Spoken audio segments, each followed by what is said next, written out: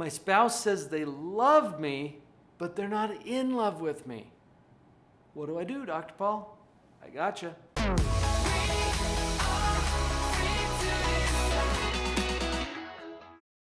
Lots of relationships have ups and downs. This video is going to help you know what you can do about this. I'm Dr. Paul Jenkins. I'm a clinical psychologist. I've worked for decades now with couples, families, and I know a few things about relationships. Let's talk first about what love is, what it isn't, and then get practical about some things you can do right now. First of all, go back to the title for just a minute. My spouse loves me but isn't in love with me. In love usually implies some kind of romantic, ethereal feelings that we have, right? And love is not a feeling. I think love is associated with a lot of feelings. I think love creates a lot of feelings. But if we look at it instead as a choice, that's going to change how we approach it. I'm reading a book right now by a former NFL quarterback, an MVP in this sport, and he's now an announcer for ESPN. His name is Steve Young, and he wrote a book called The Law of Love. Something that a lot of people don't know about Steve Young is that he is a deep thinker. He attended and graduated from law school when he was going to school at my alma mater, Brigham Young University, where I first got to learn about him as a football player. He is a deep thinker, and he has thought about love as a law. Now, this is interesting to me because the way he's presenting it, it's a law kind of like the law of gravity. It's not a feeling, it's a principle that determines a lot of outcomes out there in the world. So I've appreciated looking at his approach to that, but it's got me thinking about what love is and what it isn't. What if we were to look at love as a choice or even a declaration? I remember a young couple that came to see me. She got up to slip out into the hall to freshen up. He told me while she was out of the room, "Dr. Paul, I just don't love her anymore." And my reaction to that was, well, then love her. He was talking about a feeling. I was talking about a choice or a declaration. And when we look at it that way, I think every interaction we have falls on a spectrum or a continuum, and there's no neutral option right in the middle. I think every interaction we have is going to be on the love side or on the hate side. Either a little or a lot. Now, people argue with me about that sometimes, but let's just roll with that for a minute. If everything we say or do or how we show up in this relationship is either a love choice or a hate choice, which one do you think is going to help your relationship more? Now, what if your spouse says that they love you? Well, what does that mean? I'm not sure. But they're not in love with you. What does that mean? I'm not sure. Regardless of what your spouse is doing, you have the choice next. Are you going to choose love or are you going to choose hate? And hurt people hurt people. So when somebody offends you or hurts you, you're more likely to maybe choose hate as a retaliation. Don't do it. You stay on the love side, no matter what. It's a choice. Dr. John Gottman has done more research in this area than anybody on the planet. The Gottman Institute in the Seattle area and Dr. Julie Gottman, too, has contributed to this research in some powerful ways. Talk about a power couple. They found in their research that we basically need to do more of what works and less of what doesn't. Groundbreaking.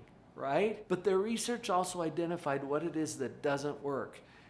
Gottman called it the 4 horsemen of the apocalypse.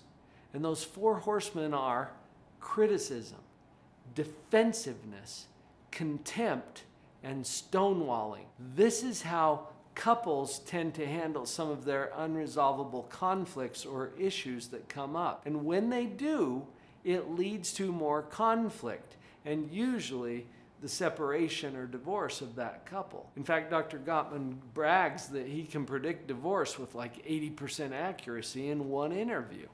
That's what he's looking for. This pattern, this criticism, defensiveness, contempt, and stonewalling. Now, without getting into all the details about that, just notice whether that might be happening in your relationship.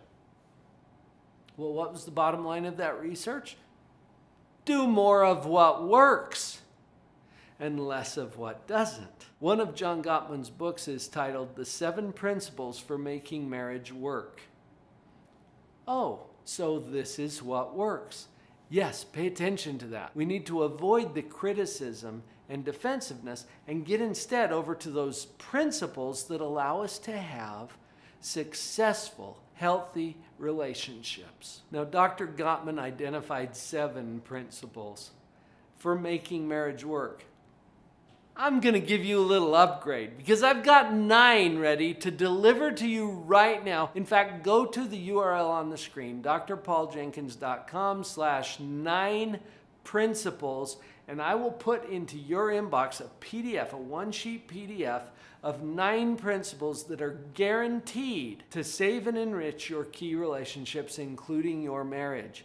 Now, the good news about these principles is that you can get started on these immediately, whether or not your spouse is on board. That's good news because you don't have to wait around for anybody else to change anything. You can start upgrading this today. Go grab your principles, drpauljenkins.com/9 principles. I'll put it right in your hands. You're going to notice when you get your list that one of these principles is love. And I've set this up as love being a choice or a declaration.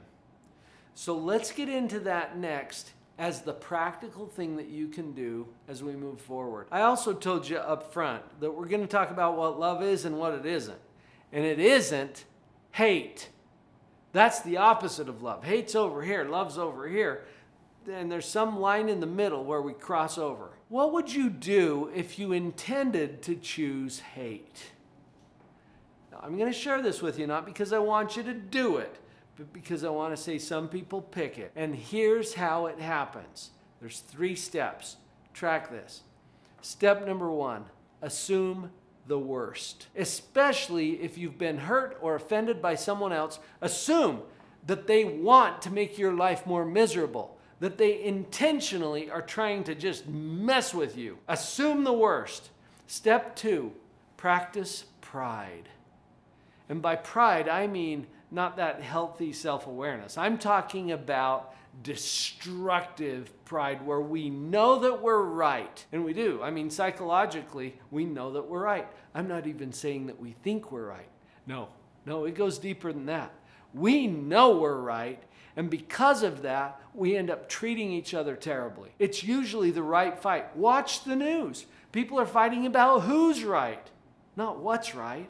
It's about who's right. And you got to do that if you want to choose hate. You got to dig in your heels. You know that you're right, and they are, by definition, wrong. And then the 3rd step to choose hate, you use your amazing mind to come up with ways to retaliate or hurt or destroy. Again, watch the news. Are there any incidents where people are actually doing that? They're choosing hate.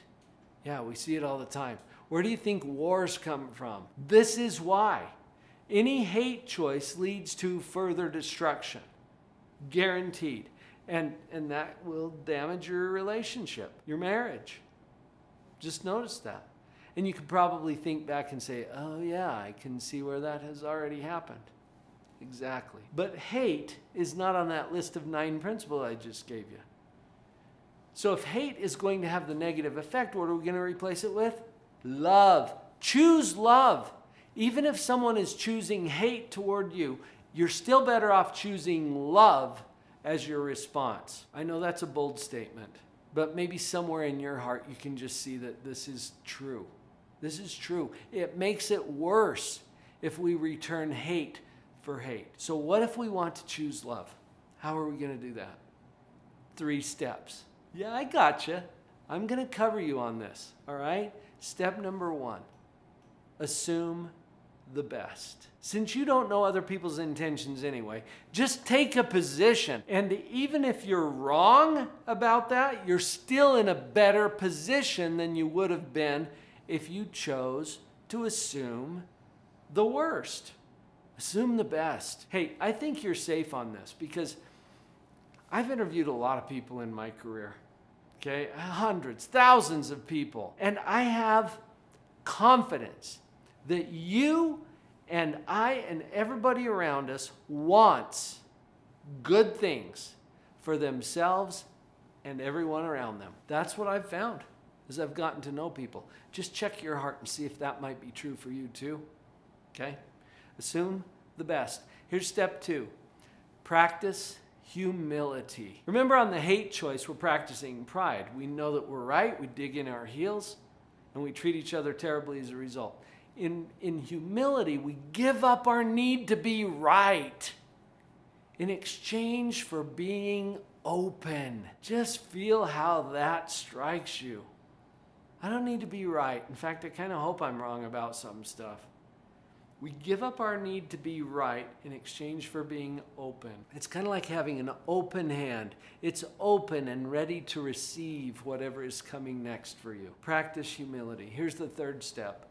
Think. Use that brilliant mind of yours to come up with creative ways to build and lift and elevate and create. Your brain is capable of doing this. I heard a poem years ago that captures this so nicely. It's by Charles Benvigar, who set up a nice contrast between these two choices in this way. He said this: I watched them tear a building down, a gang of men in a busy town. With a ho-heave-ho and a lusty yell, they swung a beam and a side wall fell. I asked the foreman, are these men skilled as the men you'd hire if you had to build? He gave me a laugh and said, no, indeed, just common labor is all I need. I can easily wreck in a day or two what builders have taken a year to do. I asked myself as I went my way, which of these two roles have I tried to play? Am I a builder who works with care, measuring life by the rule and square? Am I carefully laying a well-made plan and patiently doing the best I can? Or am I a wrecker who walks the town content with the labor of tearing down? That's the difference between the hate choice and the love choice. Can you do something with this? I think you can.